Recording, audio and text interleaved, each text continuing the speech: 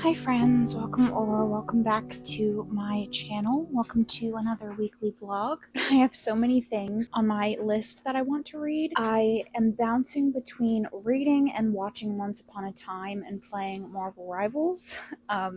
So I'm currently 19 episodes into season 1 of Once Upon a Time. It is 22 episodes, I believe. And the thing with this show is, like, if you've never seen it before, this is a rewatch for me. I watched it when I was a teenager, was completely in love with it, and now rewatching it, I have forgotten how good it is and how much it holds up, and it's just, like, so good. But it's so freaking heartbreaking. Like, any time you think something good is going to happen with the characters, you're wrong. Like, it's truly the most gut-wrenching storytelling ever, but it's so good, and I'm really I am also reading some stuff. So I am still reading Empire of the Vampire. This is the first book in this, like, vampire series. I am 107 pages in. This is told in the narrative style of Interview with the Vampire. We are following a vampire hunter who is being, or half vampire, I guess, who is being interviewed by some people that are holding him captive. They want some information that he knows, and he is the last in his line of hunters, and so they want to, like, take down his history sort of to preserve it and also find out what he knows about this thing that is supposed to have a cure for vampirism. So far, I'm really liking it. It's very intriguing, but it was just a little bit too heavy for the mental state that I've been in. So I decided to pick up some other stuff. I have been reading some fantasy romances and stuff. I recently unsubscribed from Kindle Unlimited, so I have all of my Kindle Unlimited books saved on my Kindle. My Kindle is set to airplane mode, and I'm going to slowly make my way through them. I basically downloaded a bunch of books that I was, like, really excited about, and then also, like, their sequels.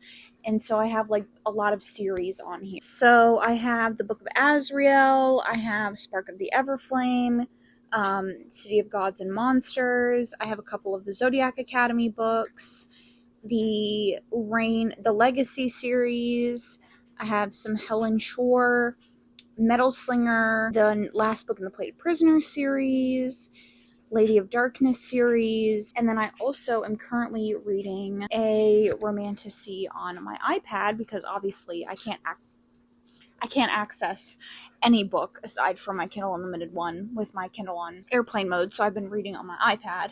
I am currently reading Heavenly Bodies.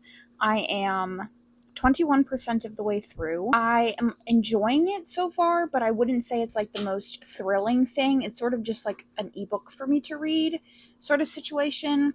But it's basically set in a world that has, like, a celestial kingdom thing with, like, stars instead of gods, and the heroine has recently ascended to the throne after her entire family is murdered by one of those gods. That god was unable to murder her, and now a rival kingdom has kidnapped her, and they're trying to train her to become a weapon against the king of the stars so that they can kill him. It's okay so far. I think she has a romance with the crown prince. It's not, again, the most, like, riveting thing, but I'm not hating the reading experience. It's just not something that I'm, like, really, like, itching to pick up, if that makes sense. But I do want to finish it. I think it's, like, over 600 pages, so I'm going to be prioritizing that and this week. I'm also listening to the audiobook of The Adventures of Amina Al-Sarafi, which I have had the audiobook for a while. I picked it up once or twice and never finished it. So that is that. I'm probably going to spend the rest of the week reading and watching Once Upon a Time. I want to finish this season today, and then go on to season 2. I think there's, like, 7 seasons, and I think they might all be 22 episodes, so I'm excited to see how the story progresses. I have watched it up to, I think, season 4, and then I didn't continue it, so I'm excited to get to, like, new stuff and see how the series progresses. But my partner is at Lorcana for the rest of the evening. That means that I am going to be relaxing, watching my TV show, reading a little bit. Like I said, I want to finish the rest of this season, so I'm going to watch the next couple of episodes. I'm going into episode 20, so I'm going to watch the last 2 episodes of the season and then do a little bit of reading, and then when he gets home we'll watch our TV shows and stuff. But I wanted to introduce the vlog, and I hope you guys enjoy it, so we'll talk later.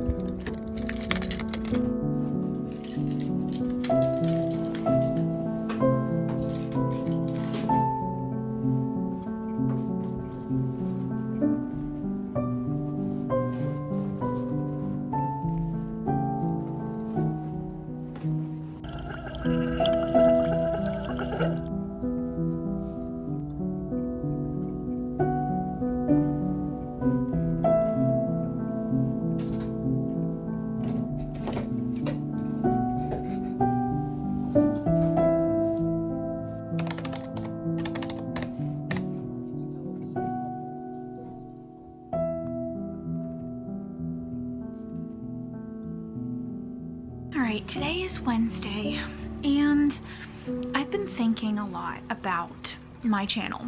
And I feel like at this point I talk about this in every single video, but just with everything that's going on, I am at this place where I feel like everything that I talk about is really stupid and there's just no point to what I'm doing. Like, I feel like, I don't know, I used to find a lot of comfort, and this might be my PMDD episode talking, so in a week I could completely change my mind, but I used to find a lot of comfort in making YouTube videos. I used to feel like whatever is going on in the world, whatever's happening, someone could click on this video or click on one of my videos and feel like they got a 30-minute reprieve from whatever they're dealing with.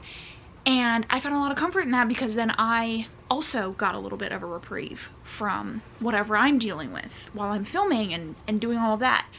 But I just feel stupid. I just feel like I'm doing nothing, like this is pointless, and that's really hard. It's really hard when you feel like your passion is doing nothing, it's pointless, and you feel a little bit just like dumb doing it. So I think I'm going to do what I always do whenever I feel like I need to recuperate for myself, for my own mental, and that is going to be focusing on my hobbies. And I say that in every vlog where I'm like, I'm gonna spend the week relaxing, doing what I love, whatever, but I mean like for my videos. They're going to be only about books or only about media, and I'm gonna allow myself to like rejuvenate, I guess, or rest, and not, I'm gonna use this as an escape. And so I'm not gonna be going through my life like I do. And I don't even know if it's gonna translate differently on camera, but I just feel like I need a break. And I've been talking about this pressure that I've been putting on myself, and I just need to like relieve it and get back to the place where I found comfort and happiness in doing this, and where I felt like maybe someone else would, and not just that someone's gonna stumble across my videos and be like, this is stupid, this is a waste of time, whatever. And again, like I said, this might be an episode and I might change my mind, but that's just how I feel right now. And so at least for now, we're gonna focus on reading and doing other like media related things. So we're going to talk about TV shows and all that. And so if you are someone who comes here for like my mental health talks or whatever, I hope you'll stick around and continue to watch these videos until I feel like I'm back to myself. But for the moment, these videos are going to be pretty heavily about reading, with some other stuff thrown in there. So that being said, I did go to the library today and I picked up a ton of books. Obviously, this is not one of them. This is my own copy. I've been reading it, whatever, we know. But these are the books that I got from the library. I got an entire series, and then I also got Sunrise and the Reaping. I requested this for my library weeks ago, so I'm very happy. I think it was just published, and I'm very happy that it already came through my library. So this is probably what I'm going to be reading first. I loved Ballad of Songbirds and Snakes. I have a video on my channel maybe last year of rereading the entire Hunger Games series, and I wasn't the biggest fan of the end to the original trilogy, but I loved Songbirds and Snakes, and I'm really hoping that I love this one. It's like a prequel novel. It follows Haymitch and his time doing the Hunger Games. So very excited. This is what I'm going to be reading first, and we're just going to get into it and see how it is. It's only like 370 pages, so I'm really excited. I'm really excited to be back in this world and see what Dan Collins has to say. Obviously, I am always concerned when authors continue their series like years after, because I always feel like it could be a money grab, but I know that she says that she has more to say about this world, and I'm interested to see, given our current landscape, if that plays a part into this book. So we're gonna get into this, but the books that I also picked up are Tell Me How Long the Train's Been Gone by James Baldwin. This is about a bisexual artist, like in the public eye, and I think it's his relationship. There are love affairs with a white woman and a younger black man, each of whom will make irresistible claims on Leo's loyalty. And everywhere there is an anguish of being black in a society that at times seems poised on the brink of total racial war. Then I also got If Beale Street Could Talk. I'm so sorry if I'm pronouncing that incorrectly, but this is about Tish, who is 19 years old. She's in love with a young sculptor who is the father of her child. He is falsely accused of a crime and he's imprisoned, and I think it follows their lives from there. So very excited for these. I don't know if these are things that I'm going to get to anytime soon, just because, like I said, they're probably very painful, and while I love reading painful stories, I don't know if now is necessarily the time, now being like right this very moment, but I obviously will be picking up these within the next couple of weeks. So, and then of course I got the entirety of the Ember and the Ashes series, and the librarian did tell me that she recently wrote a new story in this world or something like that. So if I really like this, then I will definitely pick up the remainder, or the next one. I don't know if my library has it or not, but this is a YA fantasy. I have tried to read the first one previously and I wasn't the biggest fan, but I'm like kind of in the mood for a story like this. I'm kind of in the mood to like read a finished series that I am really going to be invested in. So I'm hoping that when I read this again, I will enjoy what I've read.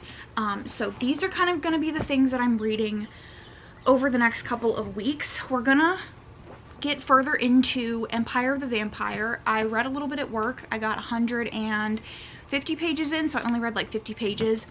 We're gonna read Sunrise on the Reaping, and then I'm also going to continue to read Heavenly Bodies. I am now 25% in. I don't know where I was when we last updated, but I didn't read very much last night, but this continues to just be okay.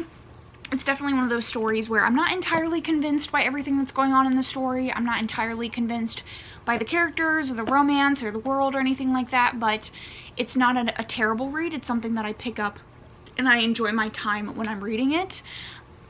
So I'm gonna bounce between these things. And also I'm listening to the audiobook for Amina Al-Sarafi, but that's like on my drive and stuff. So that's kind of what I'm going to be reading. And then I also want to start season 2 of Once Upon a Time. I finished season 1 yesterday, last night like I mentioned, and just so good, so good, so good, so good. And like I said, truly heartbreaking. One of my favorite romances in the show starts in the last, like, gets introduced, I guess, in the last episode of season 1, and I'm so excited to see it play out on screen again. And I also know that another character who I absolutely adore, I think comes in this season, so I'm just really excited to be back in the world, and it's just so good. Like, if you're looking for a early 2000s show, I don't remember exactly when it came out, but I was in like high school, I think, so I guess mid 2000s, but if you're looking for a 2000s show that like holds up, has great plotting, great characters, is a little bit heartbreaking, I would for sure recommend that you get into Once Upon a Time and then come back to my videos and talk about it, because I'm desperate to talk about them with someone. I have a couple of people that are like, oh, I'm gonna rewatch it or whatever. I need all of those people to come down in my comment section and talk to me about it, because I'm loving it so much. That being said, I'm going to watch the rest of Emily D. Baker's newest video and then probably get back into reading Heavenly Bodies. It's quite a long one and I'm not that far in, but I really want to get it done and move on, and then get back into Empire of the Vampire, which I'm fucking loving so far.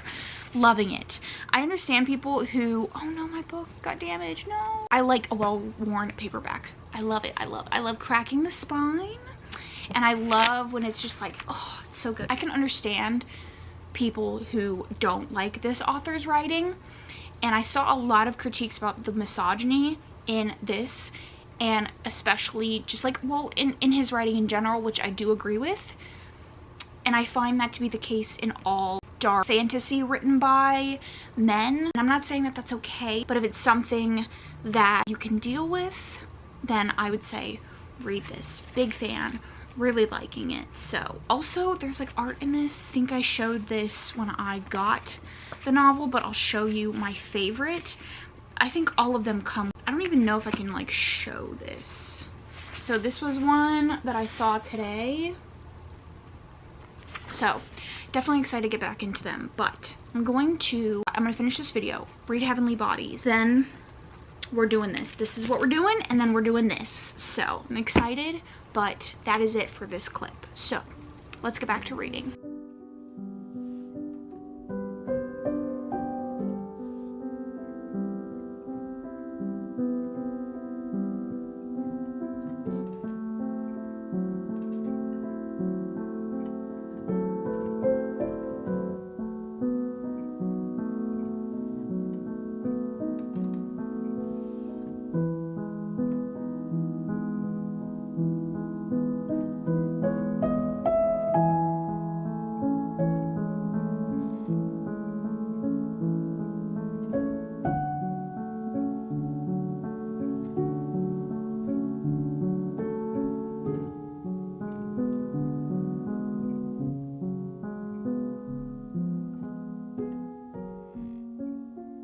So I'm about to start a gochujang taco recipe made with plant-based ground beef and some gochujang sauce for dinner. But I thought we could talk about Empire of the Vampire, because I got 200 pages in. I think I have like 150 pages until the midway point or something. This is such an interesting novel.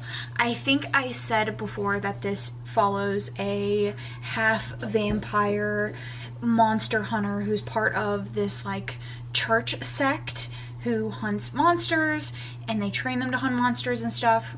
And he has been captured by a kingdom of vampires, and they are interviewing him, like Interview with the Vampire style story of his life, because they want to get the history of his life, and also he knows the whereabouts of this holy grail that's supposed to cure vampirism, or at the very least what's going on in the world. Basically, one day, from what I gather, monsters were always a thing, but they could never go out into the like sunlight. It would kill them. Sun was completely taken over by this like red light, and it created a famine. It killed all of the humans' crops, and it allowed the vampires to go out into the daylight. They're still weakened. The main character is half demon, half vampire, whatever. His mom was human, and he didn't know that he was half until he accidentally drinks some blood while going down on his girlfriend as a teenager,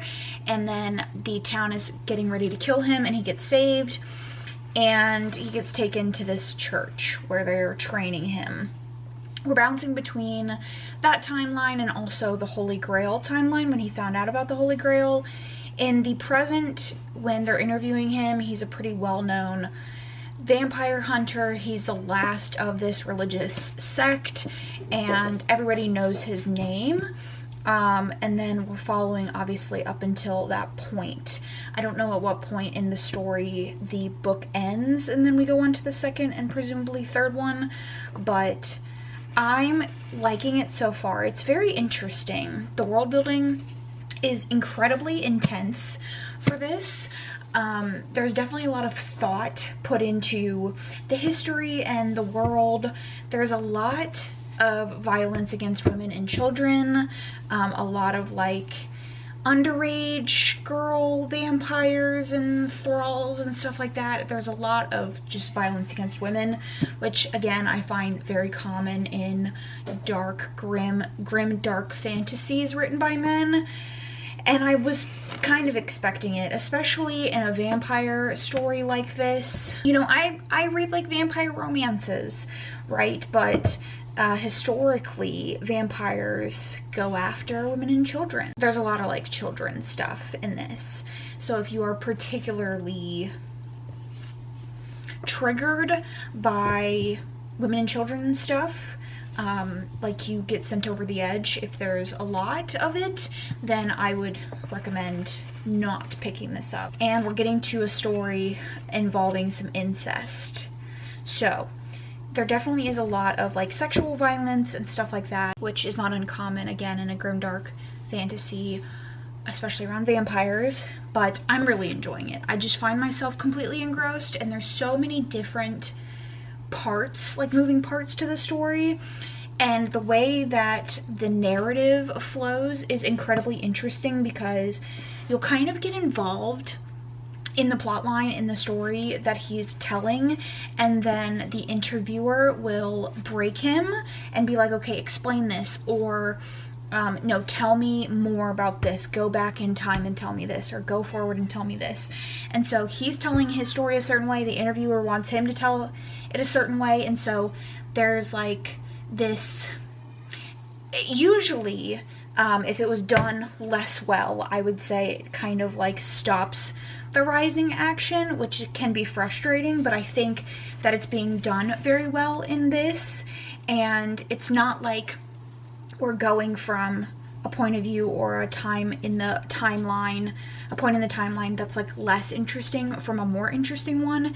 Every part of the story is very interesting, and it feels like all of it's going to come together at some point in a very satisfying way. So I'm really liking this. Definitely excited to go on to the second one.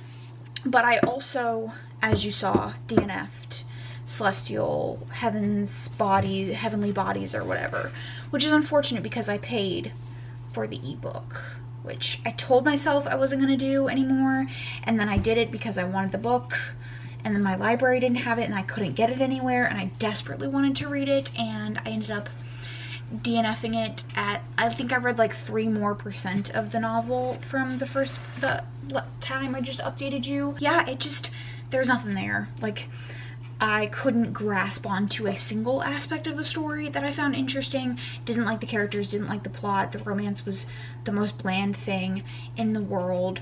Wasn't interested in like the celestial lore and history and stuff. So yeah, I am not going to waste my time reading that when I have so many other books that I'm interested in.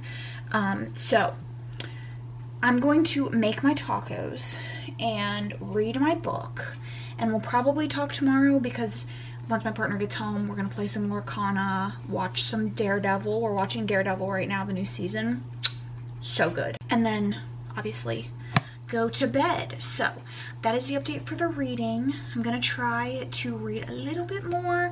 I might get 20 more pages out of it, and then we'll pick it up again tomorrow. So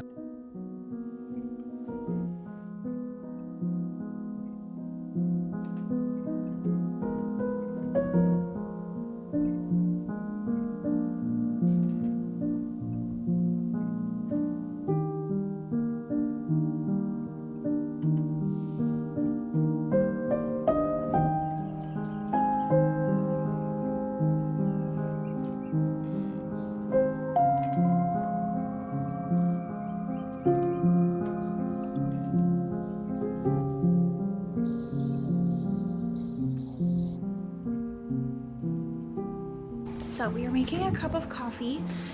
Excuse the noise of my dishwasher. I recently bought an espresso. Our coffee maker broke. I was using a pour over for a while that I really liked, but my partner was like, you know what? We're gonna get you a coffee maker. We use it for other stuff besides coffee. So we bought the Bullet. It was on sale for like under $100, which is unheard of for an espresso, I think. And so I got one. I got a new one.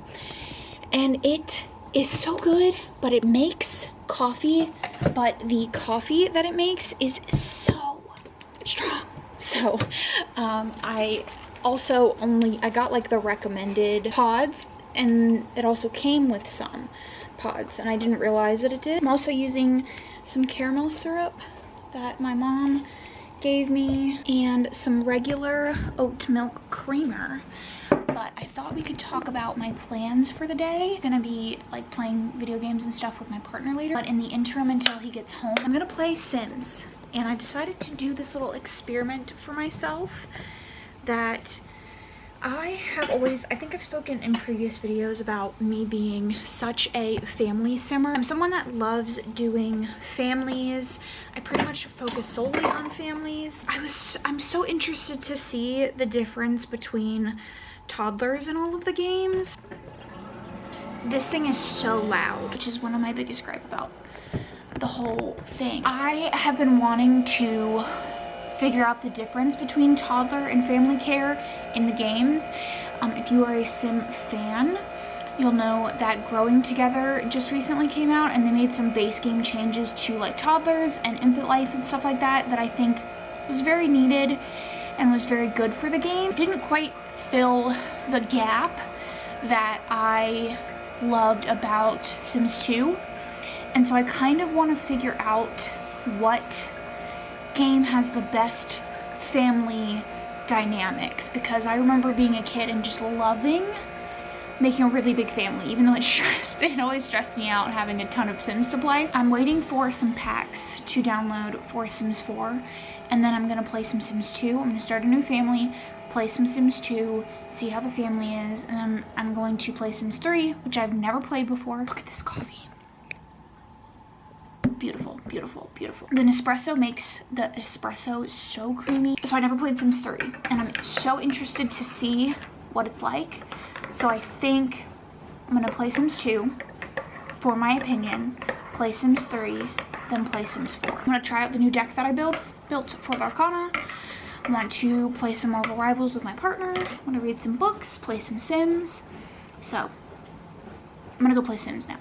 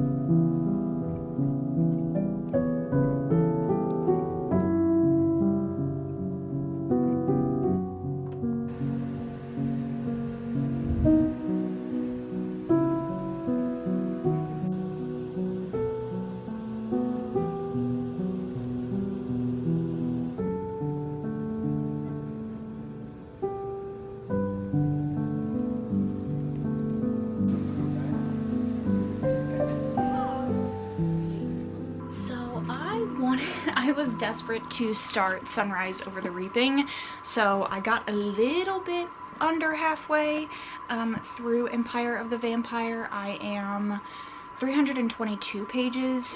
That's like the halfway point.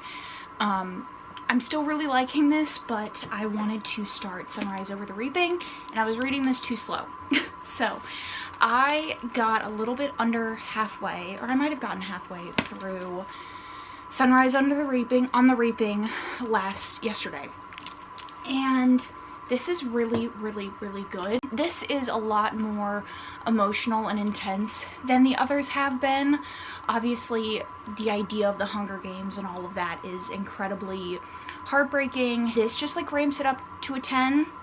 So this follows Haymitch, and it is his Hunger Games. He is for the Quarter Quell, which is like when they do double the amount of people, and his name gets drawn through some circumstances that are heartbreaking. We haven't gotten to the games yet. It's just been like the pre-setup. This is definitely a lot darker than the others have been.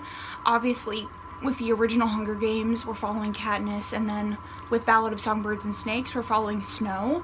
So we kind of got two different perspectives on the games. Snow being a mentor, and then Katniss obviously being a participant. But I would say that this is starting off a lot darker than Katniss is.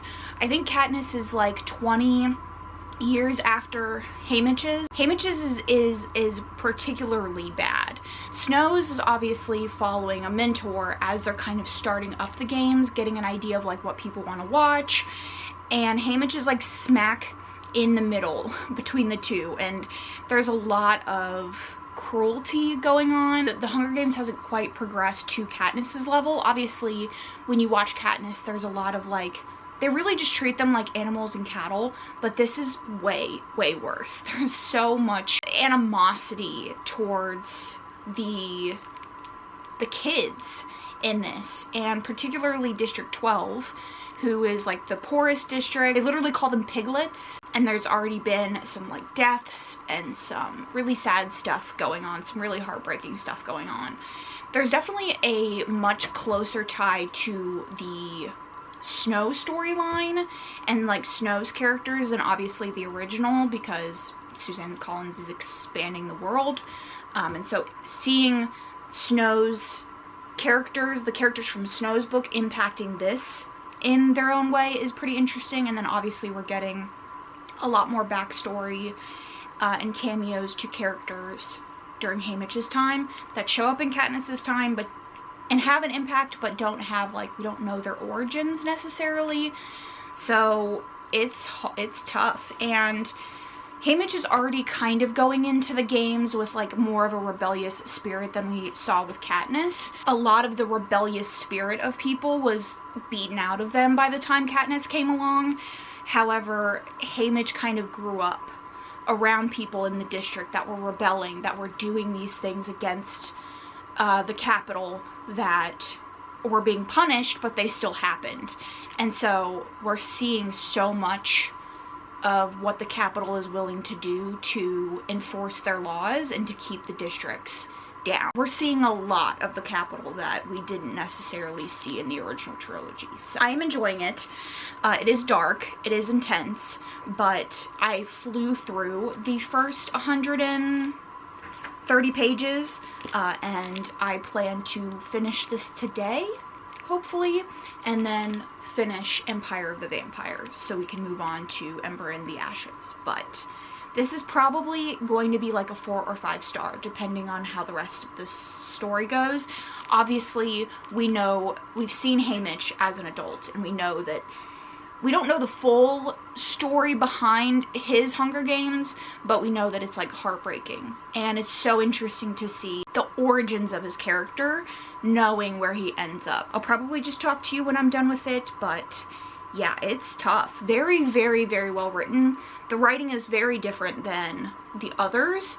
I feel like the writing in the Hunger Games, the original series, is very like matter of fact, very much left to interpretation as far as feelings of the character, and it's very like, this is what's happening and you are allowed to form your own conclusions and have your own feelings about it. Whereas this, it's very like feelings heavy. A lot of cruelty that's like hard. It's hard not to respond to it, and the writing is fantastic, but the way that Haymitch thinks is very different than we've seen from other characters, from other main characters, other characters that we followed. So I'm very intrigued to see where the story goes and how we get to the Haymitch that we see in the original trilogy, but I will definitely let you guys know when I am done with it.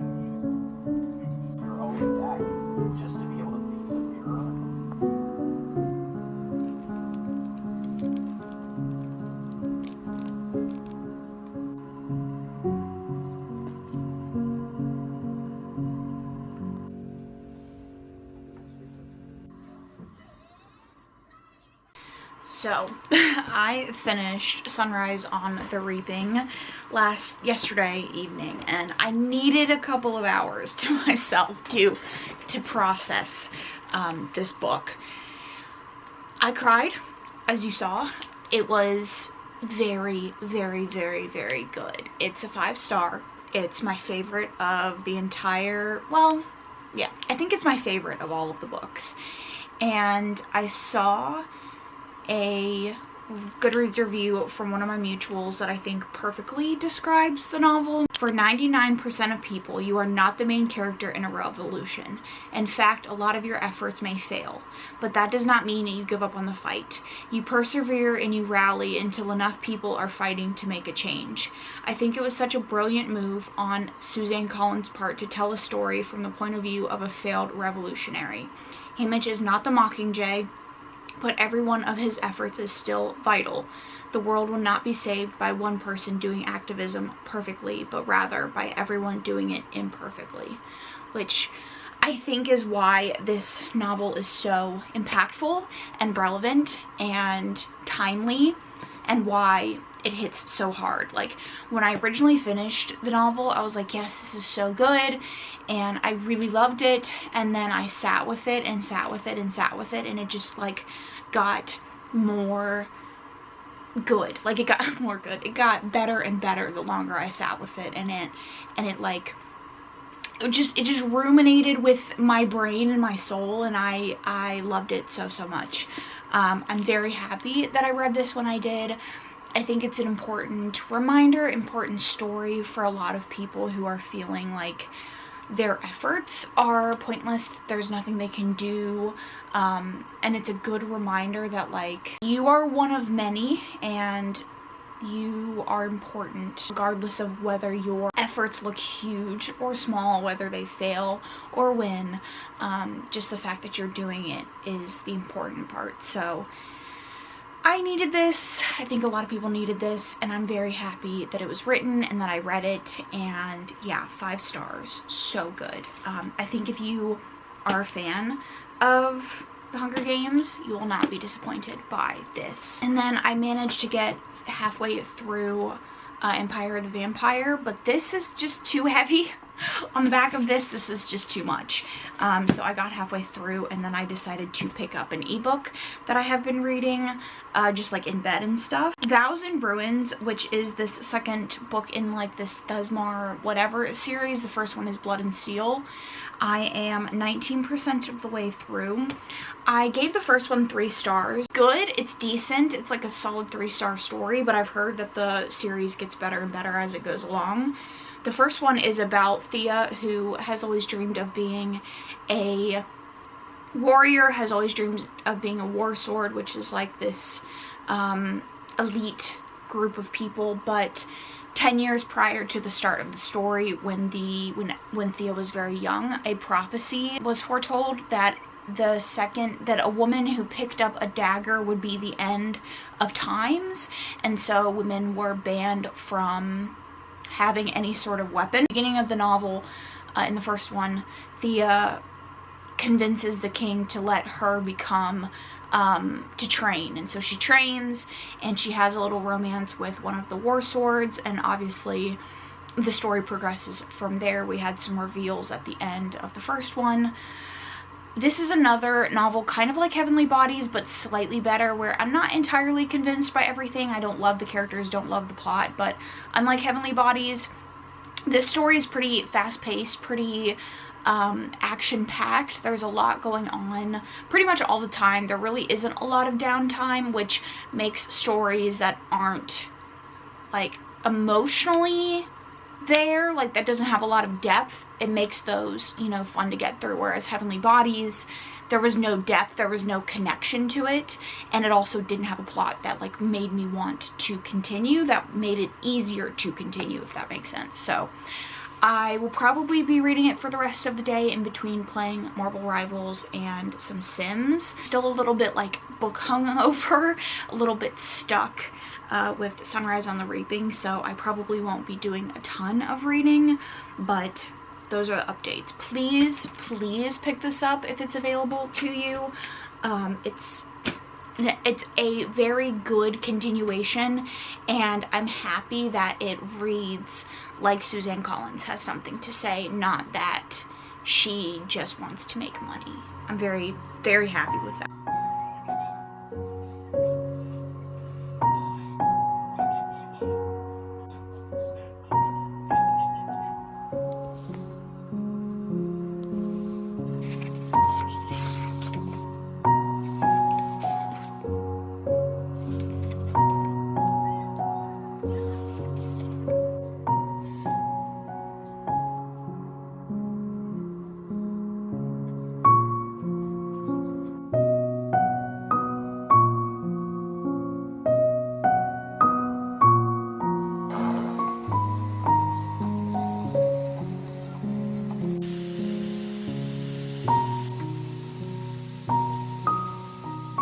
Yesterday I managed to get 100 pages into Ember in the Ashes.